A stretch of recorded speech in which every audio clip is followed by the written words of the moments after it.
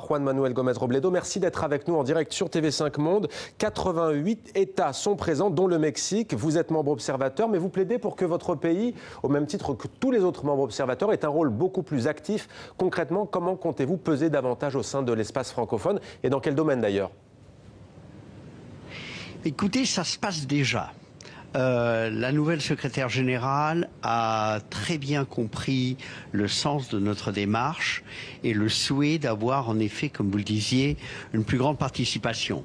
À l'instar d'autres organisations régionales comme le Conseil de l'Europe ou l'Organisation des États américains, où ces deux organisations accueillent des observateurs et ces observateurs ont un rôle beaucoup plus grand que celui que leur statut leur permettrait d'attendre. Alors, nous avons été invités par la secrétaire générale à participer à de nombreux groupes de travail, par exemple celui qui porte sur la situation en Haïti, et où nous échangeons les diverses actions que nos pays mènent pour la stabilisation d'Haïti, son développement économique et social, etc. Et ici, à Monaco, à l'ouverture du Conseil permanent hier, la secrétaire générale a eu un geste qui est fortement apprécié par mon pays. Elle a exprimé la solidarité de la famille francophone vis-à-vis des victimes et du gouvernement mexicain de la tuerie qui a eu lieu au Texas, à El Paso, le 3 août dernier. Alors justement, monsieur l'ambassadeur, sur cette question, le thème c'est réconcilier l'humanité et la planète pour cette 36e conférence.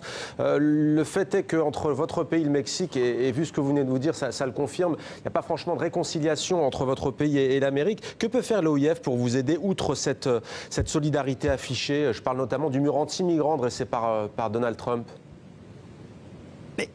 Ce qui est très important, c'est que les organisations qui partagent les valeurs universelles que nous portons aux Nations Unies, par exemple, se mobilisent et s'expriment sur les limites qui ne devraient pas être franchies.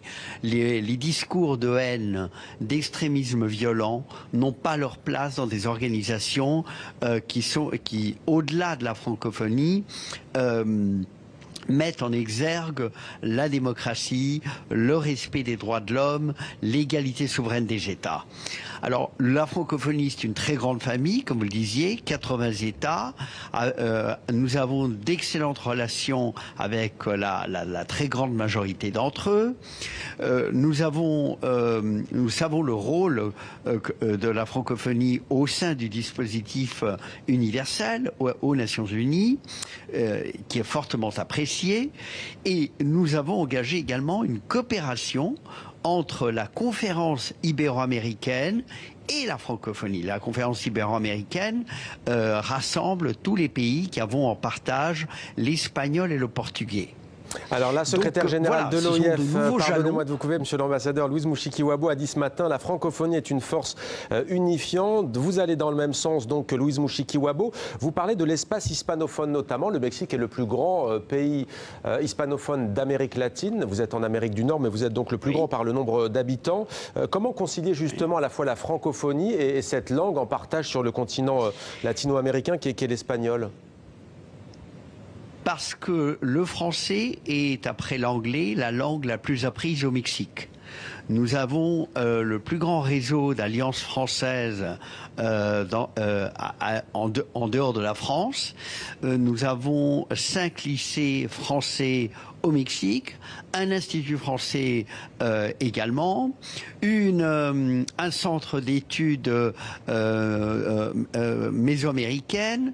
Donc le dispositif de promotion du français au Mexique est très très présent.